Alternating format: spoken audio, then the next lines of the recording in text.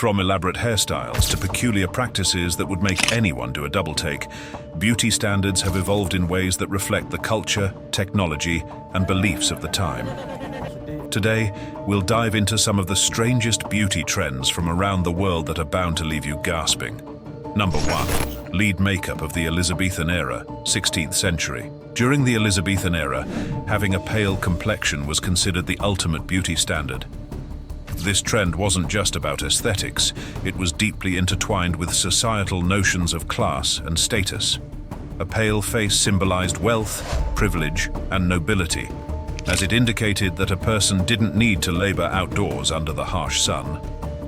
Queen Elizabeth I, often referred to as the Virgin Queen, was the epitome of this trend. Her iconic look, characterized by her flawless, porcelain-like skin, set the bar for beauty during her reign. To achieve this coveted appearance, women resorted to using a cosmetic mixture known as Venetian ceruse. This substance, made from a combination of white lead and vinegar, was painstakingly applied to the skin to create an even pale tone. While the product was effective in delivering the desired look, it came with serious, often irreversible consequences. The lead in the makeup was highly toxic and caused a range of health problems, including skin damage, hair loss, and even lead poisoning. Despite these dangers, Venetian ceruse remained immensely popular among women of the time. Beauty, it seems, often demanded sacrifice, and for many, the allure of social acceptance outweighed the risks to their health. Number 2. The blackened teeth of Japan, Ohaguro, 794 to 1868. Back in Japan's Heian period, which spanned from the 8th to the 19th century, beauty standards were strikingly different from what we might recognize today. While many cultures celebrated white, gleaming teeth as a sign of attractiveness, Japan took an entirely opposite approach. Ohaguro, the practice of blackening one's teeth, was considered a mark of beauty, refinement, and even moral virtue. It was a cultural symbol that transcended mere aesthetics, embodying deeper meanings tied to social status and personal values. This practice was especially prevalent among married women, members of the aristocracy, and samurai families. Blackened teeth signified maturity and commitment, distinguishing these individuals from the younger, unmarried population. To achieve the effect, people used a specially prepared solution made from iron filings, vinegar, and tea powder. The mixture was applied to the teeth, creating a glossy, jet-black finish that was highly valued. While it may seem unusual or even unappealing to modern sensibilities, Ohaguro held a practical side as well. The black coating acted as a protective layer, helping to prevent tooth decay, a beneficial byproduct of this beauty ritual. For centuries, blackened teeth symbolized elegance, enhancing the wearer's pale complexion and showcasing their adherence to cultural ideals of the time. Number 3. Foot binding in China, 10th to early 20th century. Perhaps one of the most extreme and infamous beauty practices in history was the tradition of foot binding in China.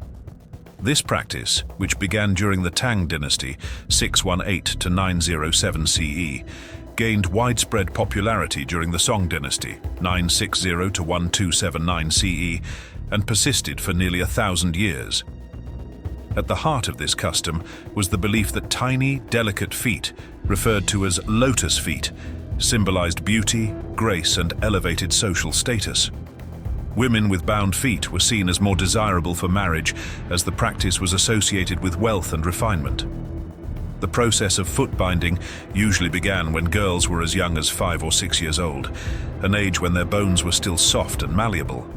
Liu Su says she cried all day when she got it done, and the memory is still upsetting. She has kept 2 pairs of shoes. These were actually too big for her. The procedure involved breaking the arch of the foot and binding it tightly with cloth to keep it from growing. Over time, the toes were forced under the sole, creating a distinctive curved shape. This process was agonizingly painful and often led to infections, chronic pain, and lifelong disabilities. Have bound feet. Bound feet were certainly very painful for the women.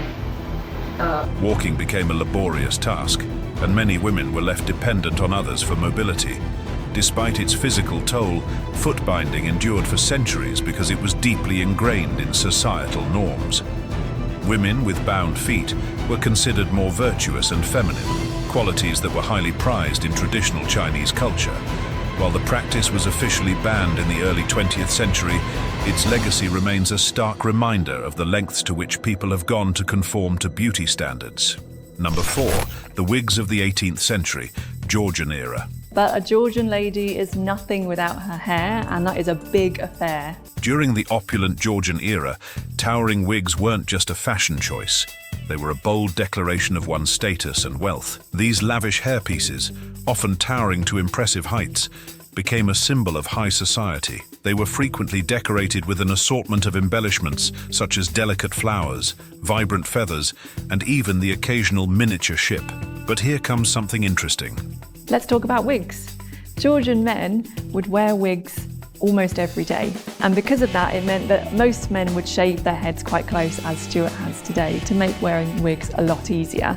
Yes, both men and women embraced the trend, though the most ornate wigs were reserved for those special events that demanded an even grander display of affluence.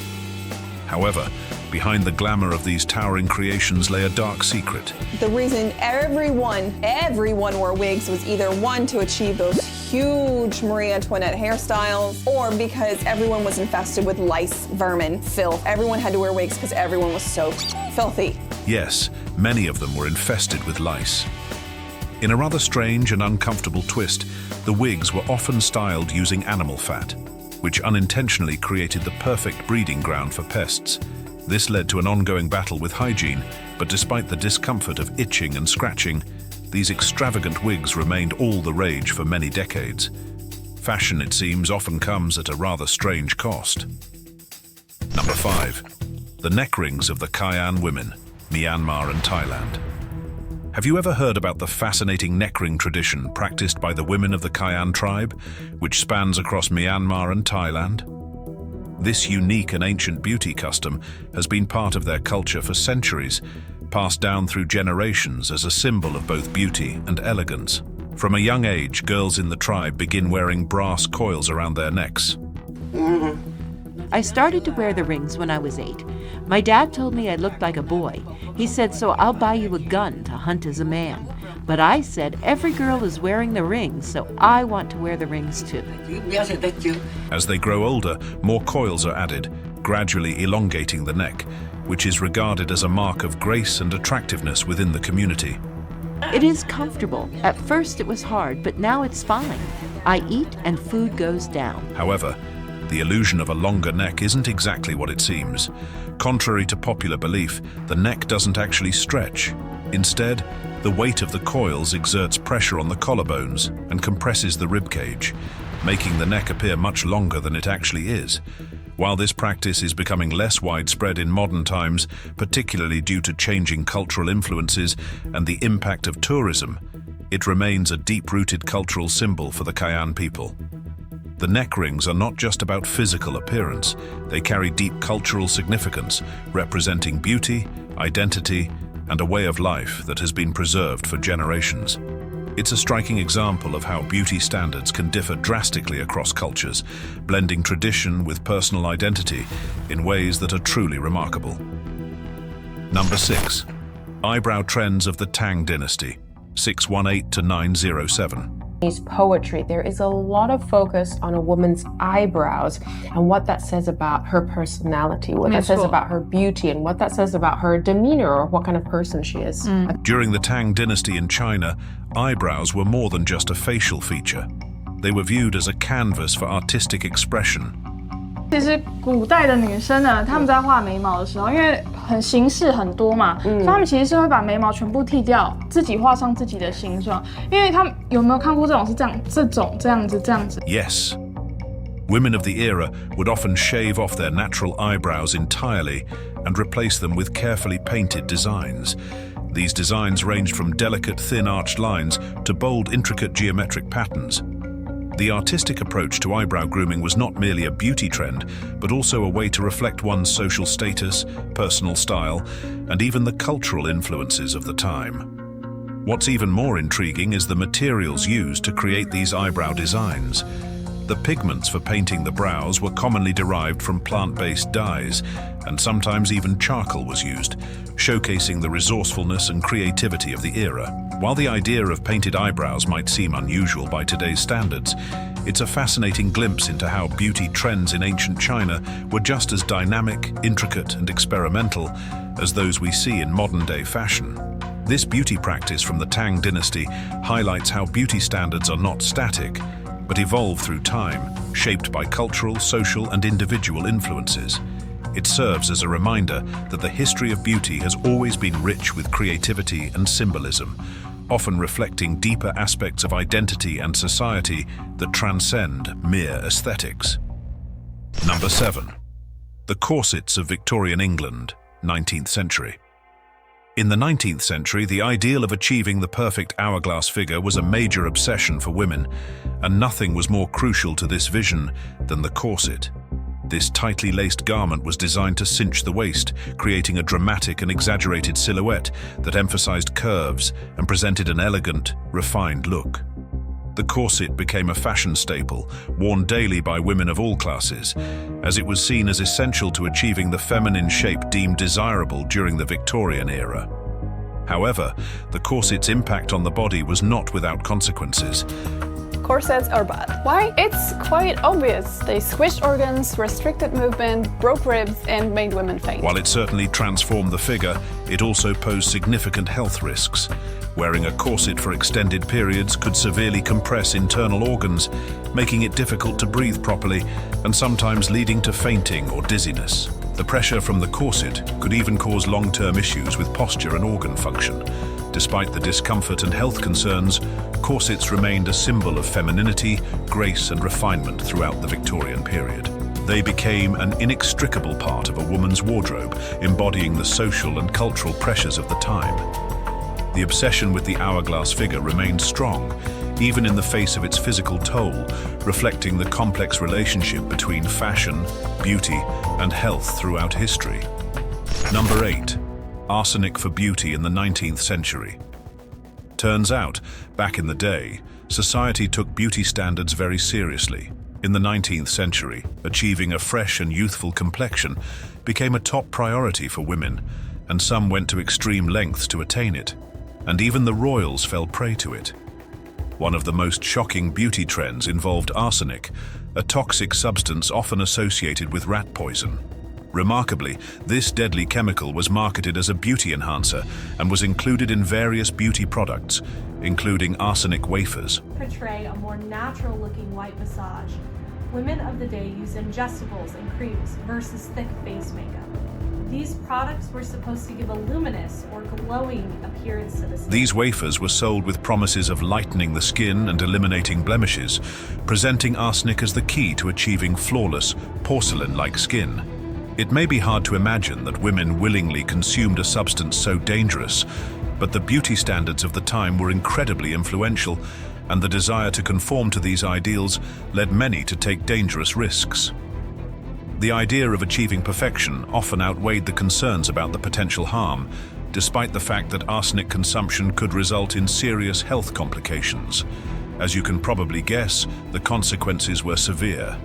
Prolonged use of arsenic often led to organ failure, and many women suffered from debilitating health conditions as a result of this toxic beauty trend.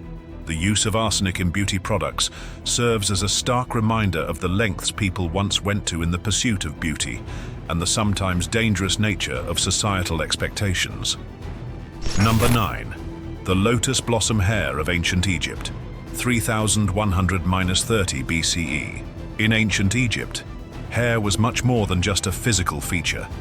It was considered an essential part of one's identity and beauty. Due to the extreme heat in the region, both men and women often chose to shave their heads to stay cool. However, this didn't mean they went without hair. Instead, they turned to elaborate wigs made from a combination of human hair and plant fibers, which became a symbol of wealth and sophistication. One of the most striking and elaborate wig styles was the lotus blossom wig, which was designed to mimic the delicate petals of the sacred lotus flower. The lotus had deep symbolic meaning in Egyptian culture, representing creation, beauty, and rebirth, and wearing a wig styled after this flower was a way to honor those associations. These wigs were not just functional, they were highly decorative and often scented with luxurious oils to add an extra layer of refinement. Furthermore, these wigs were frequently adorned with pieces of jewelry, including beads, gold, and even precious stones. This combination of scent, elegance, and beauty turned the wigs into a lavish accessory worn for special occasions, reinforcing the idea that personal appearance in ancient Egypt was a complex blend of identity, social status, and cultural significance. The elaborate wigs of ancient Egyptians were not just a fashion statement, they were a reflection of their deep cultural values and the importance of beauty in everyday life.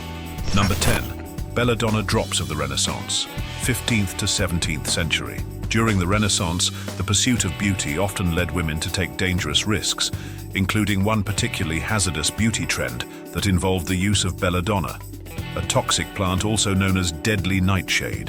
This plant, when prepared correctly, was used to create eye drops that dilated the pupils, producing the desired effect of large, dreamy, doe-like eyes. The look was considered extremely attractive and was believed to enhance a woman's beauty by giving her an air of mystery and allure. While these eye drops did indeed produce the desired result, the consequences were far from glamorous. The drops caused blurred vision almost immediately after use, and the effects were temporary.